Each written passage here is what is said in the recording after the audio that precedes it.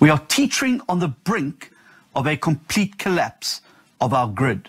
Itiye iseyitsiniwe ngilokucinywa kwagesi kanhloso yokumonga kungako ke seyimdzibi munye netakhamuti letikhala ngalesimo kulelive mihla yonke. Umholi wayo John Steenhuisen utsinyalo sengisosikhathi sekwenda tintfo. Steenhuisen ufuna lekomiti lelibukete amandla kulelive lihlakade kulandwe bosolwati bangaphandle. Leli komiti lifaka ekhathi baconzi jikelele bemati kahulumende lababukete amandla nemtsetfo njengobe lihola ngomconzi jikelele ehhovisi lebungameli phindile ebaleni. What we are proposing today is that the President immediately dissolve the National Energy Crisis Committee and appoint in its place an outside industry expert. Lenhlangano ihlaba mengameli Ramaphosa njengoba ithi uyahluleka uletha tingucude tinhlelo latitsembisa. Bengameli wametela luhlelo lapho athe khona luyosebenza isikhathi lesitse.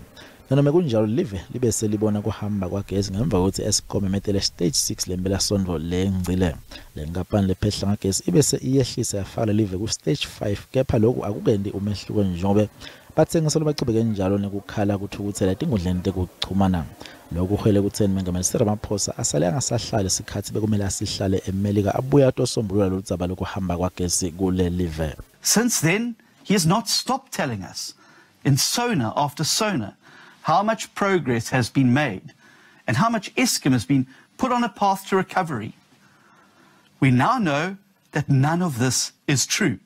Lenhlangano yetiye itsi Ramaphosa akaqoshe indvuna emcebo waphansi nemandla kwede mandashe. The second is the firing of Minister Mantashe.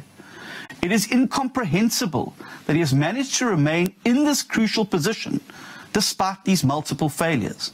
Mengameli ubuyile kule live ngemva kokuhambela umngcwabo wa Queen Elizabeth II eLondon.